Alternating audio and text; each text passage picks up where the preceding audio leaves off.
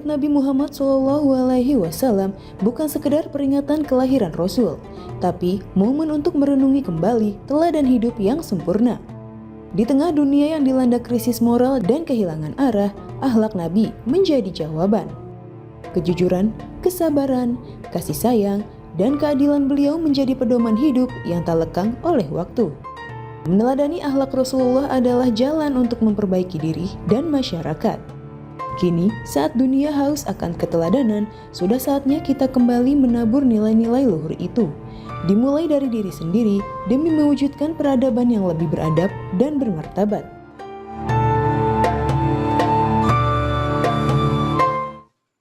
Salatullah salamullah ala toha rasulillah. Salatullah salamullah ala yasin habibillah. Salatullah salamullah ala toha rasulillah. Salatullah salamullah ala yasin habibillah. Sallu ala Nabi Muhammad sallallahu A'udzubillahi minasyaitonirrajim. Bismillahirrahmanirrahim. Assalamualaikum warahmatullahi wabarakatuh.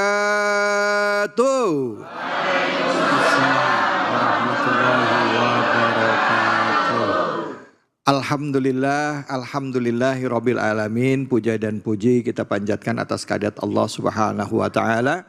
Tidak lupa kita berikan salawat dan salam kita kepada junjungan kita manusia yang mulia Nabi besar Muhammad sallallahu alaihi wasallam beserta keluarga, sahabat dan umatnya yang setia hingga akhir zaman. Ibu, bapak, semua keadaannya gimana, sehat? Alhamdulillah. Nggak terasa kita sekarang masuk di bulan Maulud. Bulan kelahiran Nabi kita, Nabi besar Muhammad sallallahu alaihi wasallam. Ramai di pelosok bumi, di bumi Nusantara, orang mengingat peristiwa besar kelahiran manusia yang mulia Nabi besar Muhammad sallallahu alaihi wasallam. Bahkan tidak jarang di berbagai tempat juga mengingat apa saja dalam perjalanan hidup beliau yang dikerjakan, penderitaan yang dialami, bagaimana kesabaran beliau menghadapi permasalahan hidup, dan bagaimana perjuangan beliau menjalankan syiar Islam sehingga akhirnya dari masa kegelapan menuju ke masa yang terang benderang. Seperti juga kita bisa menikmati dan juga menjalankan kehidupan lebih baik dalam hal ketakwaan, dalam hal tauhid yang diajarkan oleh Nabi Muhammad sejak zaman dahulu hingga sekarang sudah 1400 tahun lebih bisa kita nikmati di zaman sekarang. Bu, cinta Nabi? Pak? Pak? Lemes amat ini bapak-bapaknya. Udah pada makan siang belum ini? Jujur banget ya. Ya, yang jelas kita hari ini hari istimewa di mana kita mencoba untuk meneladani akhlak seorang Nabi Muhammad sallallahu alaihi wasallam, manusia yang mulia yang menjadikan kita sebagai hambanya dan menjadikan Nabi Muhammad sebagai tuntunan dalam kehidupan kita. Dengan tema kita yaitu meneladani Rasul, menabur akhlak mulia di tengah krisis moral. Dan untuk itu ayat yang akan kita kaji yaitu dari surah Al-Ahzab ayat 1 hingga ayat 5. Dan untuk kesempatan bersama sudah hadir bersama-sama dengan kita yaitu guru kita Al-Habib Al-Mukarram Habib Nabil Al-Mursawa. Untuk itu kami persilakan. Silakan Habib, fadhal. Baik. Bismillahirrahmanirrahim. Assalamualaikum warahmatullahi wabarakatuh. Waalaikumsalam warahmatullahi wabarakatuh. Alhamdulillah wassalatu wassalam ala Sayyidina Rasulillah Sayyidina Muhammad ibni Abdillah wa ala alihi wa sahbihi wa mawalah, amma ba'd. Ibu-ibu sekalian, bapak-bapak sekalian, anak-anakku sekalian, baik yang di Masjid Al-Muhajirin maupun juga yang menonton di rumah, tidak lupa Dr. Runa, Dr. David. Mudah-mudahan Allah Subhanahu wa taala memberkahi kita ya di bulan kelahiran manusia paling mulia di langit, di bumi, di dunia, di akhirat, yaitu Nabi Muhammad sallallahu alaihi wasallam. Kajian kita pada hari ini, Bapak Ibu sekalian, tentang surah Al-Ahzab. Gitu ya. Jadi sebelum saya nanti bicara tentang tadi tafsir ayat 1 sampai 5, kita perlu memahami dulu bagaimana sih sebenarnya surat Al-Ahzab ini. Ya. Pertama, ibu-ibu ada yang tahu kenapa disebut surah Al-Ahzab? Ada yang tahu? Ya baik, Al-Ahzab ya asal katanya dalam bahasa Arab adalah hizbun, artinya adalah kelompok. Kalau ahzab dalam bentuk jamak artinya kelompok-kelompok, kabilah-kabilah gitu. Disebut surah Al-Ahzab karena saat itu Nabi Muhammad sallallahu alaihi wasallam dan kaum muslimin berperang berhadapan dengan kelompok-kelompok dari seluruh kabilah musyrikin di Arab. Bukan hanya Quraisy, tapi juga ada Ghatafan, ada yang lain-lain. Seluruhnya berkumpul bersekutu untuk menghancurkan Islam ya di Madinah. Nah, maka disebut surah Al-Ahzab, artinya adalah sekutu-sekutu gitu ya. Nah, kemudian surah ini juga para ulama menyebutkan ya nama di antara namanya selain Al-Ahzab juga disebut Al-Fadhihah. Al-Fadhihah itu artinya yang menyingkap, yang menguak. Kenapa? Karena dia membongkar skandal konspirasi orang-orang munafik di Madinah kepada orang musyrik, kepada orang Yahudi. Jadi salah satu nanti kita akan dapatkan ciri orang munafik itu dia selalu berkhianat. Ya. Jadi jauhi sifat itu ya di dalam diri kita supaya kita enggak jadi seperti orang munafik. Ya. Ini dibongkar sama Allah Subhanahu Wa Taala. Maka disebut Al-Fadhihah. Kemudian di dalam peperangan ini Bapak Ibu sekalian juga disebut selain perang Ahzab juga perang apa? Ada yang tahu? Perang Khandaq. Kenapa disebut perang Khandaq? Ada yang tahu? Karena waktu itu Nabi Muhammad SAW menggali parit. Musuh terlalu besar, terlalu banyak. 10.000 orang mengepung kota Madinah. Rencananya begitu. Maka Rasul bermusyawarah, lalu ada yang mengusulkan. Yaitu Sayyidina Salman Al-Farisi. Kata Sayyidina Salman, kami dulu kalau di Persia, kalau musuhnya berlebihan begini, kita bikin parit. Sehingga musuh nggak bisa lewat. Ya. Salman ini orang Persia, ya kalau sekarang Iran, itu ya daerah sana, Iran, Azerbaijan dan sebagainya. Ya. Nah, Bapak Ibu sekalian ini juga menjadi dalil banyak orang yang bilang katanya Islam, tapi kok teknologinya ngambil iPhone, Samsung dan sebagainya dari orang kafir. Nabi kita pun mengambil teknologi dari non Muslim. Buktinya itu perang Khandaq. Yang usul adalah Salman orang Persia, majusi, penyembah api. Yang dilarang itu kita mengikuti akidah, mengikuti syariat mereka, ibadah mereka, itu yang dilarang. Kalau teknologi boleh, ya Bu. Jadi nggak usah khawatir kalau ada orang yang ngomong gitu. Saya di atasnya. Lebih enak di sini. Ya, apalagi tadi belum makan ya Pak. Pada puasa ayamul bid kelihatannya. Baik, jadi Bapak Ibu sekalian, lalu kemudian juga surah ini disebut surah yang Madaniyah, termasuk Madaniyah. Kenapa? Karena dia turun pada periode Madinah. Ya, saya bacakan ayatnya. Ini karena panjang nih, saya buka Quran Mushaf ya. A'udzubillahi minasyaitonirrajim. Bismillahirrahmanirrahim. يا أيها النبي اتق الله ولا تطع الكافرين والمنافقين إن الله كان عليما حكيما. Ini ayat pertama. Kata Allah Subhanahu wa taala, ya ayyuhan nabi, wahai sang nabi, ya. Apa ilmu yang bisa kita ambil dari potongan ini? Ayat ini ditujukan kepada Nabi Muhammad SAW. Tapi dalam kaidah tafsir disebut ini adalah khitab khas yurida bihi am. Ya. Khitabnya kepada Nabi, tapi yang diinginkan adalah kepada seluruh orang Islam. Kalau Nabi saja disuruh begini, apalagi yang bukan Nabi gitu ya. Apa kata Allah? Ittaqillah. La ilaha illallah, ngeri ini. Ya. Wahai Nabi, takutlah sama Allah. Ya. Kalau Nabi aja disuruh takut sama Allah, apalagi kita, ya. Kenapa disuruh begitu? Kata Allah, wala tuti'il kafirina wal munafiqin. Jangan kamu taati orang kafir dan orang munafik, ya. Jadi dari ayat ini menunjukkan kepada kita bahwa kita nggak boleh mentaati mereka ini, ya. Kalau misalnya kita di zaman kita sedang susah sekarang nih banyak bisikan ya Bu, ya. Bisikan apa? Bisikan untuk maksiat sama Allah, untuk korupsi, ya kan? Untuk nipu, ya. Ada orang dikosongkan rekeningnya sama orang lain, ya. Sehingga akhirnya nggak punya lagi. Itu semua dengan sistematis, dengan kelompok, ya. Namanya orang munafik, orang kafir itu caranya seperti itu, ya. Maka jangan sampai ketika kita sedang susah, kita kemudian tergoda. Ini Allah mengingatkan kita. La tuti'il kafirin wal munafikin, kepada Nabi, apalagi kita, ya. Lalu apa kata Allah Subhanahu wa taala di sini? Innallaha kana aliman hakima. Sesungguhnya Allah itu maha mengetahui. Alim itu apa Bu? Maha mengetahui. Kemudian hakima, maha bijaksana.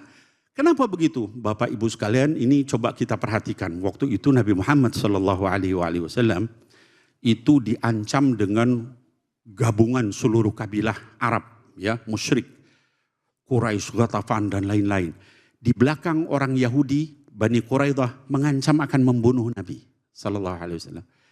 Dalam keadaan terjepit seperti itu, orang-orang munafik menunjukkan gejala-gejala aslinya.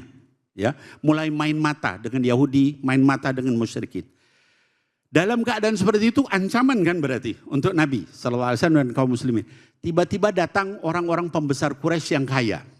Ada Al-Walid bin Mughirah dan lain-lain. Apa? Datang ke Madinah menawarkan setengah harta mereka semua untuk Nabi Muhammad SAW. Asal Nabi Muhammad SAW berhenti dakwah. Ya. Di satu pihak ancaman, ya, peperangan, di lain pihak rayuan, godaan. Ya. Sehingga Nabi terdiam waktu itu. Lalu turun ayat ini. Ya ayuhan Nabi, wahai Nabi, takutlah kamu sama Allah. Jangan kamu ikuti orang kafir dan munafik itu. Artinya apa buat kita? Jangan kita ikuti walaupun kita digoda atau kita ditekan. Kalau untuk melanggar hukum Allah. Ini lagi zaman susah nih ya. Jadi kita perlu tahu. Lalu kemudian dikatakan di sini, wattabi' ma yuha ilaika min rabbik. Maka kamu ikuti saja apa yang diwahyukan sama Allah. Tadi kan dikatakan innallaha aliman. Kamu dapat argumentasi orang kafir itu pintar segala. Mana lebih pintar dari Allah? Kata Allah. Aliman. Allah lebih pintar. Kamu misalnya ya tapi kan Bib ini harus bijak, harus arif. Mana lebih bijak dari Allah? Kata Allah. Hakimah. Itu teguran luar biasa ya. Dan ikuti apa yang diwahyukan Allah kepadamu. Innallaha kana bima ta'maluna khabira. Allah tuh tahu apa yang kamu kerjakan. Mereka datang sama kamu, merayu kamu, mengancam kamu, tuh Allah tahu. Kalau kita sekarang, Bib, saya ini lagi susah, Bib. Ini debit kolektor datang terus. Allah tahu. Gitu ya. Tapi jangan kita maksiat. Allah yang nyelesain kok. Ya, apa kemampuan kita? Nggak bisa itu ya. Kita maksiat juga belum tentu berhasil. Gitu ya. Nah kemudian kata Allah, wa tawakkal 'ala Allah wa kafa billahi wakila. Dan tawakallah kamu, wahai Nabi Muhammad SAW, kepada Allah. Kita disuruh tawakal, Bu. Apa itu tawakal? Menyerahkan kepada Allah. Artinya apa? Kita doa khusyuk terus. Usaha keras terus, jangan berhenti. Tapi hasilnya serahkan kepada, kenapa? Karena dia adalah aliman hakimah. Lebih tahu daripada urusan kita semua. Bib, saya lagi begini. Allah tuh tahu, lebih tahu dari ibu, lebih tahu dari saya. Dampaknya bakal gimana? Allah lebih tahu. Ya. Nah maka sama Allah disuruh begitu ya. Tawakal kepada Allah. Nah kemudian di ayat 4-nya kata Allah, ma ja'alallahu lirajulin min qalbaini fi jawfi. Allah enggak menjadikan dua hati dalam diri satu orang. Ini ada orang yang ngaku-ngaku dia ngerti Islam, dia ngerti juga musyrik ya. Sama Allah dibantah. Dalam sababun nuzul yang lain dikatakan Nabi Muhammad SAW dia bersikap adil sama seluruh istri-istrinya tapi hatinya nggak bisa. Dia tetap cinta sama salah satu yang lebih dia cintai. Lalu dia ngadu sama Allah, kata Allah, Allah nggak jadikan dua hati dalam diri seseorang, laki-laki. Ya, tetap ada satu, tapi yang penting harus adil. Gitu ya. Kemudian wa ma ja'al azwajakumul la'i tudhahiruna minhunna ummahatikum. Allah juga nggak menjadikan istri kalian itu sama dengan ibu kita. Dulu orang jahiliyah itu dia bilang kalau dia udah benci sama istrinya, dia bilang kamu tuh sama kayak ibu saya. Dicerai enggak, tapi juga dipergauli juga enggak. Nah kemudian wama ja'ala adiyaakum abnaakum. Juga anak angkat itu tidak bisa disamakan dengan anak kandung. Yang satu tadi saking benci itu istri dibilang kayak ibu, dicerai enggak. Yang satu saking cinta anak angkat dibilang anak kandung, enggak boleh dua-duanya. Islam itu Allah tuh adil. Kamu boleh benci, caranya syar'i. Kamu boleh cinta sama anak angkatmu, caranya syar'i. Gitu ya. Nah mudah-mudahan dengan ini semua Bapak Ibu sekalian membuat kita lebih mampu di dalam menghadapi keadaan. Jangan kita ikuti cara-cara provokasi, cara-cara yang tidak baik yang dilakukan orang-orang munafik dan sebagainya. Kita tetap tawakal sama Allah Subhanahu wa taala, dan juga ketika benci jangan juga melanggar syariat. Cinta juga jangan juga melanggar syariat. Mudah-mudahan kita diberikan keberkahan oleh Allah Subhanahu wa taala. Wallahu a'lam bishawab. Terima kasih banyak Habib. Bu. Kajian kita surah Al-Ahzab ini benar-benar padat sekali, karena dari ayat 1 sampai ayat 5 itu panjang, tetapi intisarinya adalah mengingatkan kepada kita seperti Allah mengingatkan kepada Nabi untuk tidak mengikuti perintah-perintah orang-orang kafir dan juga orang munafik ya tadi ya. Terus untuk berpegang teguh kepada keimanannya itu kepada perintah-perintah Allah seperti itu tadi. Dan juga ayat selanjutnya 4 dan 5 itu bicara konteksnya adalah mengenai sebuah peristiwa ya di mana Nabi Muhammad tentang istri, dan juga di ayat 5-nya itu adalah tentang bagaimana menyikapi anak angkat ya gitu. Nanti karena waktunya singkat, saya yakin Habib ini semua pengen jelasin semuanya karena nggak bisa separuh-separuh kalau bicara tafsir ya Bu ya. Tapi silakan, untuk itu kami berikan kesempatan kepada Ibu dan Bapak jamaah Masjid Al Muhajirin yang mau bertanya, silakan angkat tangannya. Silakan Ibu. Silakan Bu. Sudah Ibu, langsung saja. Assalamualaikum warahmatullahi wabarakatuh. Waalaikumsalam warahmatullahi wabarakatuh. Saya Ibu Susmaningsi, biasa dipanggil Ibu Susi. Ya, Bu Susi. Dari Majelis Taklim Al Muhajirin. Ya. Mau bertanya Pak Ustadz. Silakan Ibu Susi. Mengenai Al-Quran surat Al-Ahzab. Bagaimana cara kita menjaga keteguhan hati ketika nilai-nilai Islam ketinggalan zaman. Wabillahi taufik wal hidayah. Wassalamualaikum warahmatullahi wabarakatuh. Baik Ibu Susi. Ibu Susi kan baru kali ini muncul di TV ya Bu ya. Agak grogi ya Bu ya. Sama saya juga. Silakan duduk Bu Susi. Makasih Bu Susi ya pertanyaannya. Jadi bagaimana kita menyikapi dengan anggapan orang yang mengatakan bahwa seolah-olah dengan perkembangan zaman dan teknologi dan gaya hidup, nilai-nilai Islam seolah-olah ketinggalan zaman. Begitu ya Bu ya? Betul? Apa saya sok tahu doang ini? Silakan Habib, silakan dijawab ya Habib. Iya baik, bismillahirrahmanirrahim. Ibu Susi yang bertanya maupun juga mewakili ya Bapak Ibu sekalian yang lain baik di ruangan ini maupun juga di berbagai daerah di Indonesia, Cahaya Hati Indonesia. Jadi bagaimana kita menghadapi nilai-nilai Islam yang harus kita jalankan sementara dianggap ketinggalan zaman. Begini, saya berikan satu contoh sangat simpel, sangat sederhana. Ketika dulu Nabi Muhammad sallallahu alaihi wasallam itu membawa ajaran Islam, saat itu dunia sudah ada dua peradaban besar, yaitu Romawi di barat dan Kisra di Persia di timur. Dua-duanya kerajaan besar, kekaisaran. Dia bawa budaya Romawi, bawa budaya Romawi, Yunani yang sudah dianggap tinggi pada saat itu peradabannya. Persia juga begitu. Ya, dia bawa kebudayaan Persia. Tapi apa yang terjadi ketika Islam datang, kemudian Allah Subhanahu wa taala memerintahkan kaum muslimin mengikuti ajaran Nabi Muhammad SAW, ajaran Allah, dan akhirnya kedua kerajaan besar itu malah kemudian dikalahkan oleh Islam, kemudian akhirnya kaum muslimin bisa menaklukkan Konstantinopel yang kemudian dijadikan Istanbul saat ini, begitupun juga Persia masuk Islam, ya. Jadi Islam itu tidak bicara dengan oh cuma waktu ini, oh cuma negara ini, oh cuma budaya ini, oh cuma bangsa, enggak. Dia bicara untuk keseluruhan umat manusia. Oh sekarang Beb, ini kan ada budaya barat, ada budaya Cina yang maju-maju dan sebagainya, Rusia misalnya komunis dan sebagainya. Terus bagaimana? Kalau kita melihat saat ini juga kaum muslimin juga mewarnai kasus Palestina. Seluruh dunia bangkit untuk membantu Palestina. Hatta yang orang di barat, yang di Rusia, yang di Cina, semua bangkit. Itu menunjukkan peradaban Islam itu tidak akan pernah ketinggalan zaman. Ya, mudah-mudahan kita bisa istiqomah untuk melaksanakan Islam. Amin ya Allah ya Rabbal Alamin. Amin ya Rabbal Alamin. Bu Susi, walaupun zaman itu teknologinya terus maju dan berganti, tapi kan makhluk yang mengisinya masih manusia ya. Penyakitnya juga ya itu-itu aja. Betul apa betul? Islam itu sudah punya pijakannya. Yang dilarang itu dari zaman dulu sama zaman sekarang juga nggak jauh-jauh beda. Ya, yang namanya judi dilarang nggak? Kalau dulu judinya itu pakai tangan di pasar, pakai koprokan gitu ya. Judi apa namanya? Mau jawab takut dibilang pernah lihat ya.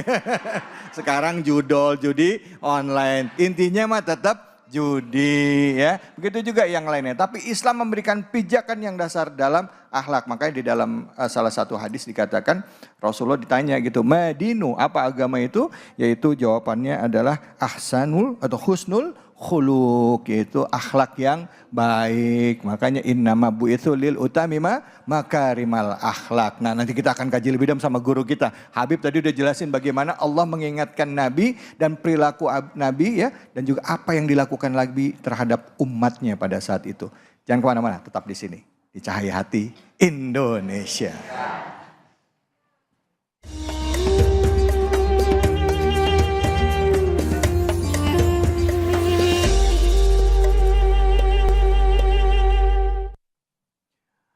Allahumma salli ala Sayyidina Muhammad wa azgiri zalimin bi zalimin. Allahumma salli ala Sayyidina Muhammad wa azgiri zalimin bi zalimin. وأغرزنا من بينهم سالمين وعلى آله وصحبه أجمعين صلوا على نبي محمد صلى الله عليه وسلم. Baik, alhamdulillah rabbil alamin, kita kembali lagi di Cahaya Hati Indonesia. Spesial Maulid Nabi Muhammad memperingati hari kelahiran Nabi besar Muhammad sallallahu alaihi wasallam dan juga bagaimana perjalanan hidup beliau hingga beliau wafat dan apa yang menjadi warisan beliau kepada kaum muslimin. Dan tadi kita sudah bahas Al-Qur'an surah Al-Ahzab ayat 1 sampai ayat 5. Nah, selanjutnya sudah hadir guru kita yaitu Habib Muhammad Syahab yang insya Allah akan menjelaskan ayat selanjutnya. Waktu kami persilakan Habib.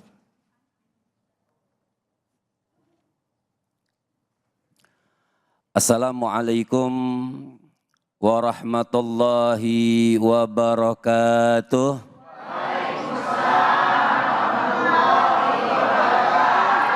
Alhamdulillah. Alhamdulillahi rabbil alamin. Wa sallallahu wa sallama ala abdihil mustafal amin. Sayyidina Muhammadin. Nurillahil mubin al-hadi ila suratihil mustaqim dhil khuluqil azim wa nahjil gawim. Allahumma salli wa sallim wa barik alaihi wa ala alihi wa sahbihi wa man sara fi darbih amma ba'd. Yang sama-sama kita muliakan dan kita hormati guru-guru kita, tadi Habib Nabil Al-Musawa yang sudah menyampaikan surah Al-Ahzab ayat 1 sampai 5, juga host kita yang sudah terkenal Bu dunia akhirat.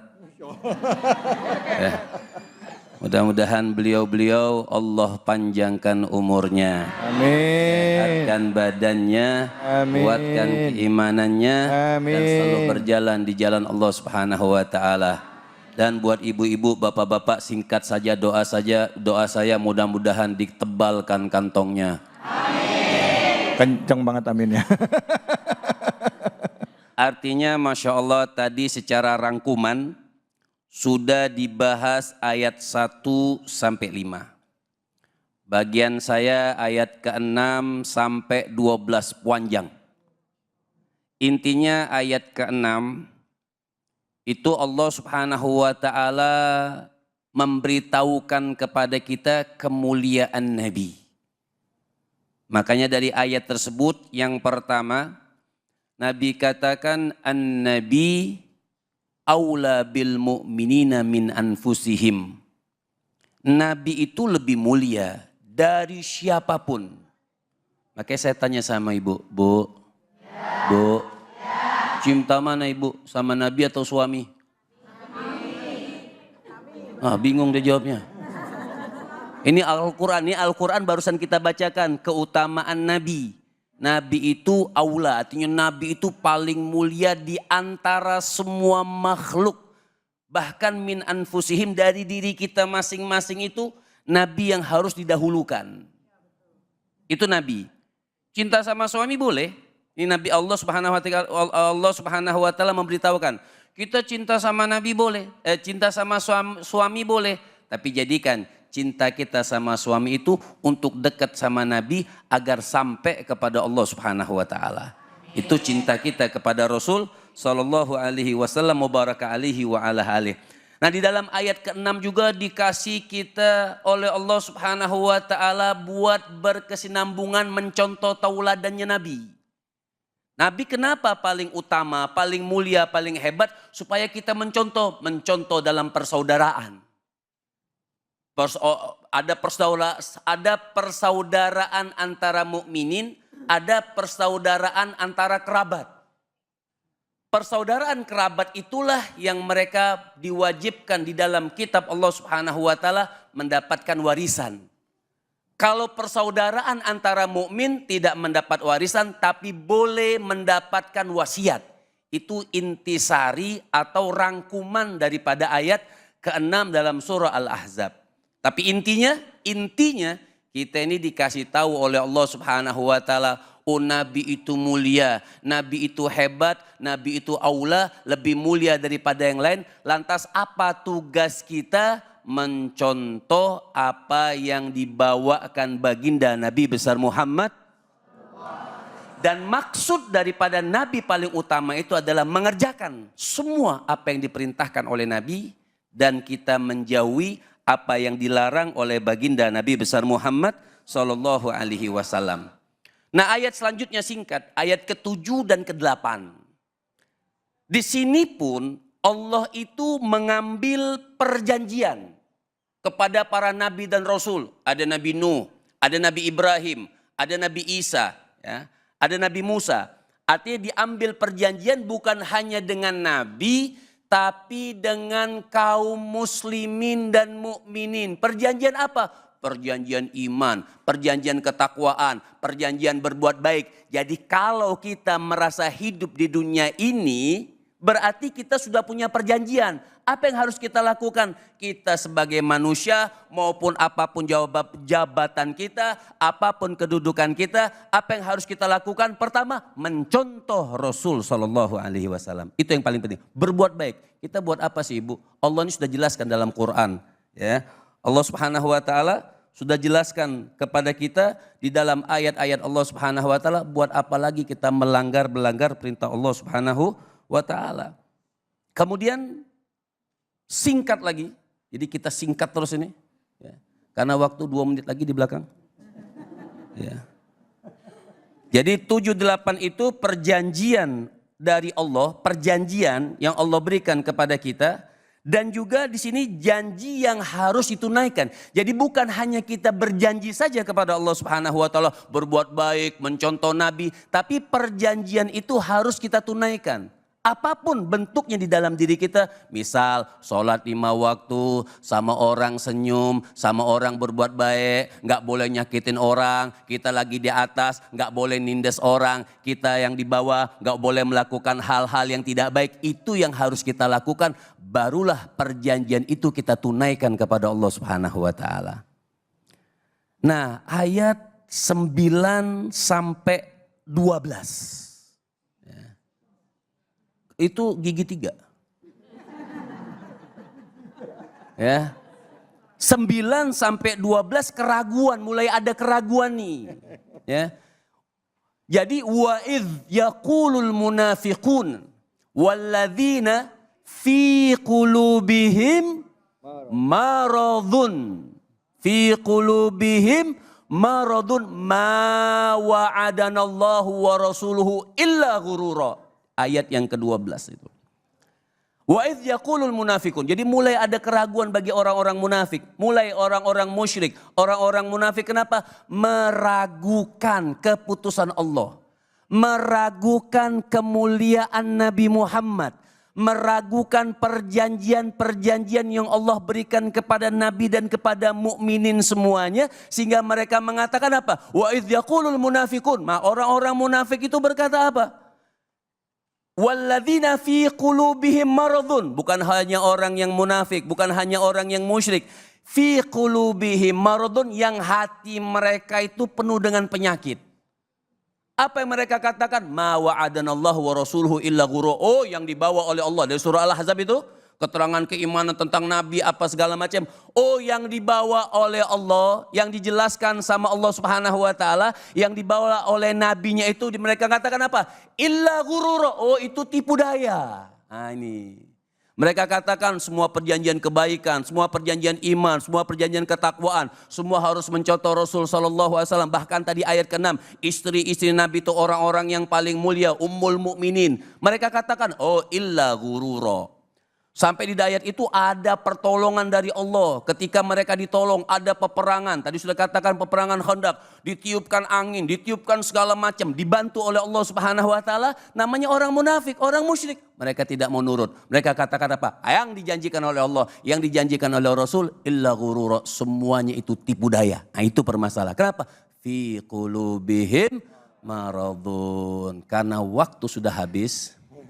Napas saya juga sudah engap, ngejar tafsirnya, kita sudahin dulu, nanti kita teruskan. Baik, Masya Allah. Bu, kalau ngupas tafsir emang nggak bisa cepat begini, ini karena durasi ya. Mungkin lain kali nanti kita bahas tafsir kalau ayat-ayatnya panjang, mungkin cuma 2 ayat, 1 ayat. Karena kan mesti jelas juga asbabul nuzulnya ya, terus juga nanti mungkin cerita lainnya ya. Terus juga makna katanya ya, terus apa isi ajarannya dan lain sebagainya macam. Termasuk munasabah ayat dari satu ayat dengan ayat yang lain. Silakan, saya mohon maaf ya karena keterbatasan waktu. Jadi terbatas nih Habib menjelaskan pakai langsung gigi 4 kayaknya Habib tadi. Langsung gigi 4 perut gitu. Yang mau nanya silakan angkat tangan. Angkat tangan, silakan angkat tangan. Ya, Ibu.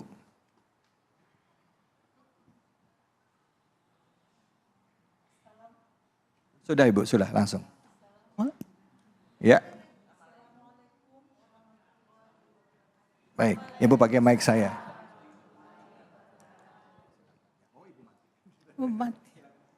Nama saya Farida Nur dari Majelis Taklim Al-Muhajirin. Masya Allah. Saya mau bertanya Pak Ustadz. Siap. Teman saya ada yang kerja di kantor. Teman saya atau Ibu nih? Saya nggak kerja, Oh, ya. teman. Oke. Jadi qadarullah ya, di sana itu banyak sekali kezaliman. Dalam hal ini bagaimana kita meneladani Rasulullah Sallallahu Alaihi Wasallam. Terima kasih. Assalamualaikum warahmatullahi wabarakatuh. Sebenarnya ada, langsung jawab? Oke, sebenarnya ada 3 jawaban. Ya. Bukan 3 nasihat sih, mutiara. Mutiara dari Sayyidina Imam Ali Zainal Abidin atau Sayyidina Imam Muhammad Al-Baqir. Beliau mengatakan pertama, idza an'amallahu 'alaika bi ni'matin fa ahbabta dawamaha fa aktsir minasyukri. Pertama nih, ini nasihat nanti apa yang dijawab oleh Ibu. Pertama, kalau engkau mendapatkan satu nikmat, maka kau pengen nikmat tersebut tidak diangkat oleh Allah, langgeng, kerjaan apa segala macam, apa yang kita lakukan? Kita kan orang cari kerja sulit sekarang. Betul. Yang ada kita syukuri. Kalau pengen nikmat tersebut tidak diangkat, fa'aktsir minasyukri, maka perbanyak bersyukur kepada Allah. Jadi jangan memperbanyak gerutu. Paham ya? Ya. Mau bagaimana di kantor, yang penting kita masih berdiri di jalannya Allah Subhanahu wa taala. Fa'aktsir minasyukri, perbanyak syukur. Yang kedua, idza stabta'ta rizqa. Kalau kau punya kelambatan, kayaknya rezeki kita kayak kura-kura jalannya lambat. Ya, kadang dapat, banyak kan enggak dapatnya dari dapat, gitu kan? Fa'aktsir minal istighfar. Perbanyak membaca istighfar. Nah, yang terakhir lebih pas dengan jawaban ibu. Apa dikatakan?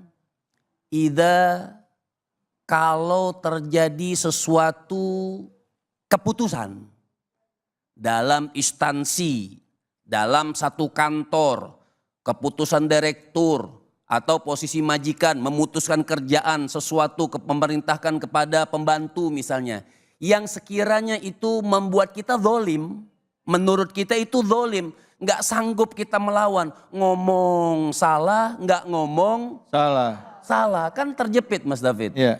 Artinya bingung kita, melawan nggak bisa, mau demo misalnya nggak bisa. Jadi apa yang kita berserah? Apa berserahnya? Perbanyak membaca la haula wala quwata illa billah. Jadi kalau di kantor memang sudah bikin kita sempit apa segala macam, tapi kita nggak bisa kerja tempat lain, sudah la haula wala quwata illa billah. Nggak ada daya upaya, nggak ada kekuatan kecuali Allah. Biar Allah sanya Allah, kita jalan aja terus seperti itu. Masya Allah, terima kasih banyak Habib. Bu, diingat ya, kalau pengen rezekinya lancar nggak boleh ngeluh.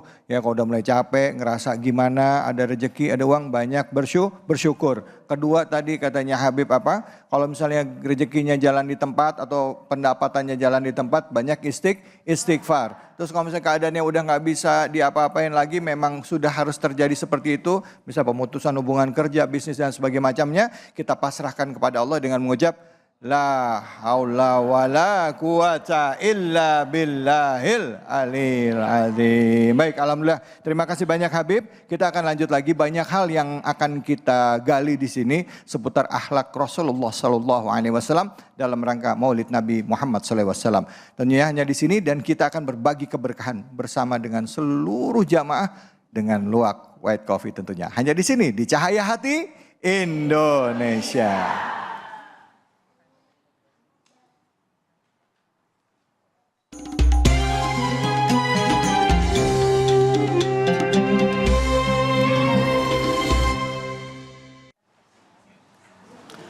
Assalamualaikum warahmatullahi wabarakatuh.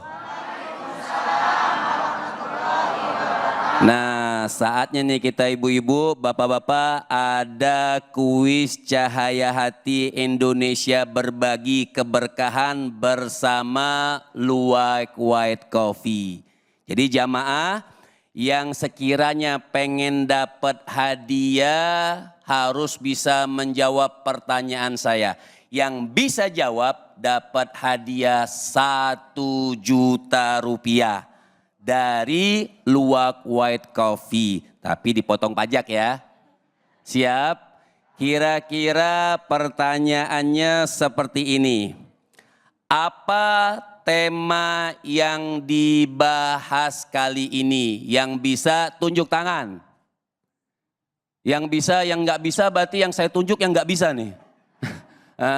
Ya, cuman ibu yang nunjuk, ayo sini ibu, Masya Allah, silahkan.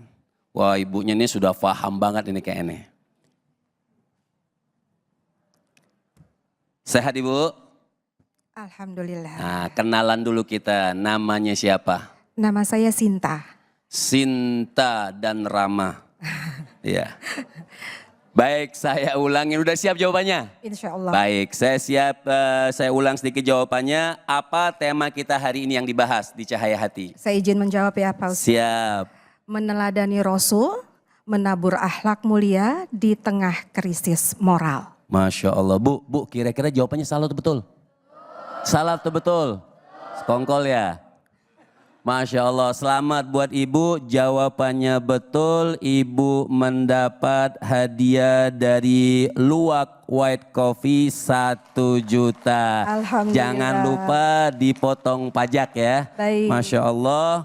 Dan jamaah masih semangat semuanya, dan kalau begitu jangan kemana-mana ya, tetap kita di Cahaya Hati Indonesia.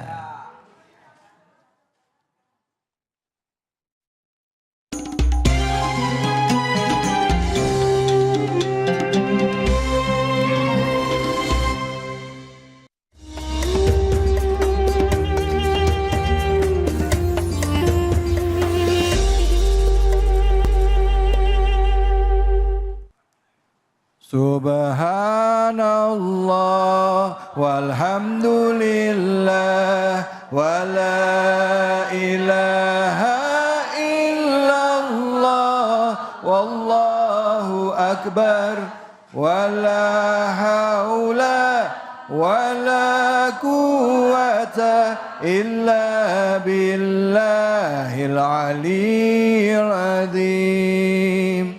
Subhanallah walhamdulillah wa la ilaha illallah wallahu akbar wa la haula wa la quwwata illa billahil aliyyil azim. Sallu ala Nabi Muhammad sallallahu alaihi wasallam. Baik, ibu-ibu, bapak-bapak, pemirsa Cahaya Hati dimanapun saja Anda berada, dalam rangka Maulid ini kita kembali lagi mengingat dan diingatkan akan peristiwa besar kelahiran Nabi Muhammad sallallahu alaihi wasallam, sejarah yang dilalui oleh beliau, perjalanan hidup beliau hingga akhirnya beliau wafat, dan juga menebarkan kebaikan dalam rangka syiar Islam yang selalu menginspirasi kita umat Islam. Bagaimana Islam? Lihatlah akhlak Muhammad, katanya begitu. Bagaimana Islam? Lihatlah akhlak Nabi kita, Nabi besar Muhammad sallallahu alaihi wasallam. Nah, untuk itu buat Anda yang baru bergabung, kami tadi mencoba mengkaji surah Al-Ahzab ya. Tadi sudah dari ayat 1 sampai ayat 12. Nah, selanjutnya kita dengarkan ayat 13. Seterusnya bersama dengan guru kita Al-Habib Habib Nabil Al-Mursawa. Silakan Habib, fadhol. Bismillahirrahmanirrahim. Alhamdulillah wassalatu wassalam ala sayyidina Rasulillah wa ala alihi wa sahbihi wa mawalah, amma ba'd. Bapak Ibu sekalian dan juga para pemirsa, anak-anakku sekalian yang di televisi Cahaya Hati Indonesia dimanapun berada. Tadi guru kita Habibana Muhammad Ibn Syahab sudah menyampaikan banyak hal tentang apa tadi Bu? Masih ingat? Sifat-sifat orang munafik. Ya. Qulubihim maradun. Kerjanya apa tadi? Membisik-bisikan. Nah, bahkan tadi fi qulubihim marad, ya. Di dalam hati mereka ada penyakit. Dalam ayat yang lain, fazadahumullahu marada. Allah tambah penyakitnya itu. Karena terus-menerus suuzon sama Allah. Itu sifat orang munafik adalah suuzon sama Allah. Benar enggak sih Allah tuh baik sama kita? Benar enggak sih Allah tuh Rahman Rahim? Kok saya dikasih cobaan begini? Kok saya hidupnya berat begini? Itu sifat orang munafik. Kita jangan begitu, ya. Yakin sama Allah, ya. Nah, Bapak Ibu sekalian, saya ingin lanjutkan pembahasan kita, yaitu Al-Ahzab ayat 13 sampai 17, ya. Saya bacakan panjang-panjang ayatnya ini, ya. Hari ini panjang terus ini Dokter David ayatnya, tafsirnya. Ajib. Ajib, Masya Allah. Bismillahirrahmanirrahim. Wa idh qalat ta'ifatun minhum ya ahla Yathrib la muqama lakum farji'u wa yasta'dinu fariqun minhum an-nabiyya yaquluna inna buyutana 'awrah wa ma hiya bi'awratin in yuriduna illa firara. Kata Allah Subhanahu wa taala dalam ayat ini, wa idh qalat ta'ifatum minhum. Dan saat orang-orang munafik itu, kalau tadi membisik-bisikin, ini bukan bisik-bisik lagi, teriak, ya. Idh qalat ta'ifatum minhum, berkatalah sebagian dari orang-orang munafik itu, ini lagi perang nih, Bapak Ibu, ya. Perang pasukan kaum muslimin melawan 10.000 pasukan musyrik. Dibatasi dengan parit Khandaq. Di belakang dengar kabar orang-orang Yahudi berkhianat, Bani Quraidah. Yahudi itu di mana-mana begitu, ya dari dulu. Dan sekarang di Palestina juga nggak pernah bisa memenuhi janji, gitu ya. Miriplah sama munafik itu, ya. Nah jadi dalam keadaan begitu, kondisi kaum muslimin tegang, tiba-tiba sebagian mereka teriak. Ta'ifatun minhum, ya ahla Yathrib la muqama lakum farji'u. Wahai penduduk Madinah, gak ada gunanya kamu berdiri di situ, ikut perang, pulang semua. Bayangin. Ya, bahaya enggak Bu begitu? Ya. La ilaha illallah. Nah kemudian, wa yasta'dinu fariqum minhum. Ya, an-nabi. Sebagian lagi minta izin. Orang munafiknya ada yang terang-terangan munafiknya, tapi ada yang halus. Bahayanya yang mana Bu? Sama-sama bahaya sih sebenarnya. Tapi yang halus lebih bahaya kali ya. Ya. Yang halus bilang apa? Dia minta izin sama Nabi, pura-pura. Ya. Apa kata mereka? Yaquluna inna buyutana aurah. Rumah kami ini nggak ada penjaganya ya Rasulullah. Ini pasukan ini nanti dia memperkosa istri saya, anak saya, alasannya macam-macam. Ya, padahal semua orang juga lagi perang, gitu ya. Wa ma hiya bi aurah. Allah yang jawab. Bukan karena rumah mereka tidak ada yang jaga. Iyuriduna illa firara. Mereka itu cuman pengen kabur. Yang bilang siapa Bu? Allah subhanahu wa ta'ala ya. Seram ini. Nah jadi ciri-ciri orang munafik itu kalau sudah ada masalah, dia lari dari Allah. Ya Bu? Ada nggak yang begitu di sini? Acungkan tangannya. Bapak-bapak ada yang begitu Pak? Ya. Enggak Bib, ini muhajirin orang soleh semua. Amin. Solehah semuanya. Amin. Ya. Nah ini orang munafik ya. Jadi Bapak Ibu sekalian hati-hati ketika kita dalam keadaan masalah. Itu kita lari dari Allah. Ciri yang kedua, kalau dapat kesenangan orang munafik itu juga lari dari Allah. Lupa ya. Jadi kalau ada kenikmatan dia tertipu. Kalau ada tekanan dia lari, itu ya. Kita lanjutkan. Lalu kemudian dikatakan di sini. Walau dukhilat alaihim min aqtariha, ya. Kalau seandainya pasukan musuh itu menyerang masuk sampai kota Madinah dari berbagai penjuru, kata Allah nih ya. Tsumma su'ilul fitnata la atauha. Lalu kemudian orang-orang musyrik itu setelah menyerang Madinah, masuk ke Madinah, lalu mendatangi orang munafik itu, kamu mau dibunuh atau kafir? Maka mereka akan bersegera menjadi kafir, kata Allah. Ya. Wa ma talabbatu biha illa yasira. Ya. Dan mereka tidak butuh waktu lama untuk murtad, keluar dari Islam. Nah, jadi Bapak Ibu sekalian hati-hati dengan sikap seperti ini, gitu ya. Kata Allah di dalam ayat yang lain itu wa minan nasi may ya'budullah ala harf. Di antara manusia itu ada yang kalau beribadah kepada Allah masuk Islam itu di ujung, di sisi. Kalau misalnya dikasih nikmat dia tetap Islamnya. Tapi kalau dikasih cobaan dia lari gitu ya. Nah, ini seperti ini tidak baik gitu ya. Kita hanya mau enaknya aja gitu ya. Jadi mereka kalau diberikan diajak untuk murtad langsung kalau dalam tekanan gitu ya. Nah maka Bapak Ibu sekalian, saya ingin pesan usini wa iyyakum, yang nasihati diri saya sendiri dan kita sekalian, hati-hatilah dari sifat ini.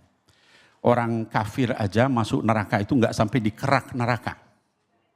Tapi orang munafik dikatakan innal munafiqina fid darkil asfal minan nar. Orang munafik itu di kerak dasarnya api neraka. La ilaha illallah Muhammad Rasulullah. Mungkin ada yang nanya, Bib kok sekejam itu? Kenapa sih? Karena kalau orang musyrik jelas Bu. Iya Bu. Orang kafir jelas Bu. Iya Bu. Kalau orang munafik jelas gak? Kagak jelas. Pakaiannya kayak orang Islam. Ngomongnya juga kayak orang Islam. Tapi hatinya busuk. Gitu ya. Nah jadi hal seperti itu yang bahaya. Ya. Dia masuk di dalam kaum muslimin kayak orang Islam. Bahkan banyak kan nanti ada yang tokoh punya status sosial tinggi. Status ekonomi tinggi. Tapi mudah merusak gitu, malah nggak percaya sama Islam. Rakyat kemudian terus percaya gitu. Oh, ini kayaknya orang baik. Lihat ekonominya bagus. Lihat apa status sosialnya tinggi. Padahal mereka adalah musuh. Nah Bapak Ibu sekalian, saya ingin sampaikan kehati-hatian kita terhadap sifat munafik ini. Ini juga kita kenali ciri-cirinya dari awal. Supaya kita nggak masuk situ. Mau Bu? Saya kasih tahu ciri-cirinya. Mau? Ibu-ibu, bapak-bapak mau? Di dalam Quran dikatakan jelas-jelas. Di antaranya dikatakan la ya'tunas shalah illa wahum kusala. Ciri-ciri orang munafik itu mereka tidak melakukan sholat kecuali malas. Ada yang begitu. Kalau di masjid di depan orang, Allah Akbar. Ya. Kalau sendirian, Allahu Akbar. Bismillahirrahmanirrahim. Ada nggak yang begitu? Itu cirinya. Acungkan tangannya kalau ada. Nah, itu ciri-ciri yang Allah sebutkan dalam Quran. Dalam ayat yang lain dikatakan, wala yunfiquna illa hum karihun, tidak berinfak kecuali berat. Ada enggak yang begitu? Kaya tapi pelit. Banyak kan. Innalillahi wa inna ilaihi raji'un, ya. Yang hebat itu orang miskin tapi dia dermawan. Dalam keadaan dia enggak punya, dia tetap dermawan. Dibanding orang kaya tapi pelit, ya. Ayat yang lain dikatakan wala yadhkurunallaha illa qalila. Ciri lainnya enggak zikir kepada Allah kecuali sedikit. Beres salat, assalamualaikum warahmatullahi, assalamualaikum warahmatullahi, langsung hilang. Ya. Kenapa? Kerja banyak urusan. Nanti sholat begitu. Allahu berat hilang. Jadi zikirnya itu hanya sedikit kata Allah Subhanahu wa taala. Saya lanjutkan ya. Lalu ayatnya dikatakan sini walaqad kanu ahadullah min qablu la yuwallunal adbar wa kana ahdullahi mas'ula. Walaqad kanu ahdullah ya. Allah Subhanahu wa taala sudah minta janji sama mereka. La yuwallunal adbar, enggak boleh lari dan mereka udah bilang iya. Tapi kemudian mereka ingkar. Bapak Ibu sekalian, ini pada zaman Nabi. Zaman sekarang apa coba yang begini? Kita setiap sholat berkata janji sama Allah apa?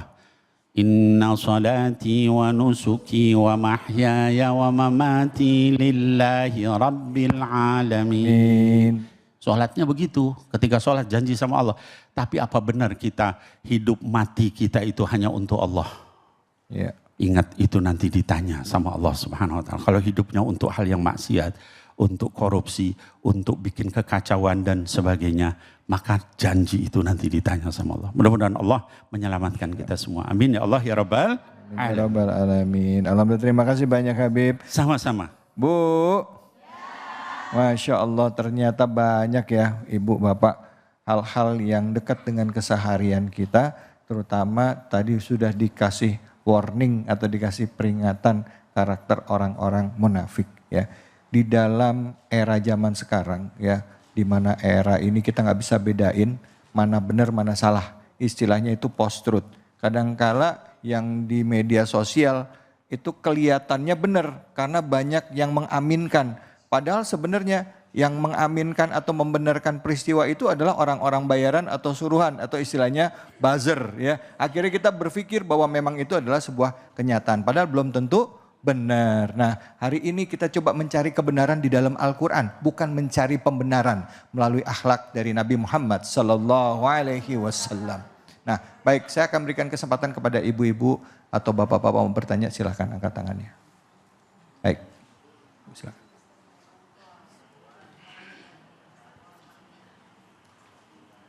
Assalamualaikum warahmatullahi wabarakatuh. Waalaikumsalam warahmatullahi wabarakatuh.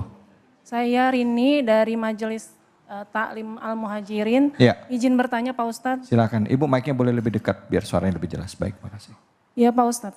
Pak Ustadz, saya pernah nazar kepada Allah, tapi saya lupa bayar janji saya kepada Allah. Itu hukumnya gimana Pak Ustadz? Terima kasih. Okay. Wassalamualaikum warahmatullahi wabarakatuh. Waalaikumsalam. Nazarnya apa Ibu?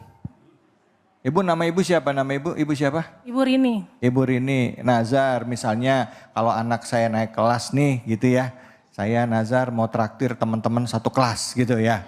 Teman traktir ibu-ibu satu kelas. Tapi begitu anak saya naik kelas saya lupa. Pertama karena memang duitnya belum ada waktu itu ya kan. Begitu ada duit saya lupa juga gitu ya kan. Itu gimana hukumnya? Padahal Habib, saya pernah ngalamin soalnya. Bukan ibu saya itu. Silakan Habib. Ya bismillah. Parah itu kalau sampai 2 kali lipat.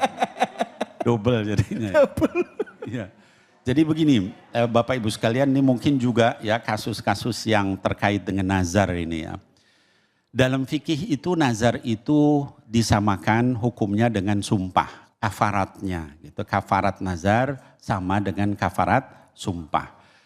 Tentang kafarat sumpah ini Allah sebutkan di dalam surah Al-Ma'idah ayat yang ke-89 kalau tidak salah.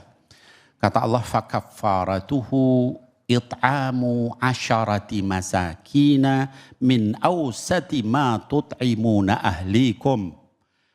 Kata Allah Subhanahu wa taala, fakaffaratuhu, kafarat dari sumpah termasuk juga nazar adalah it'amu asyarati masakin, ngasih makan 10 orang fakir miskin. Min awsati ma tut'imuna ahlikum, dari pertengahan yang biasa kamu kasih untuk keluargamu. Misal gini, kita Bapak Ibu sekalian pernah nggak makan sederhana? Makan yang sederhana banget gitu. Pernah. Bukan di rumah makan sederhana. Iya. Makan sederhana. Langsung mikir saya. Makan apa adanya gitu kan. Nah, makan yang susah pernah. Makan yang enak pernah nggak? Pernah. Nah, ini disuruh tengah-tengah di antara itu. Jangan pakai yang terlalu murah, jangan terlalu mahal, tapi yang tengah-tengah untuk kamu kasih makan keluargamu.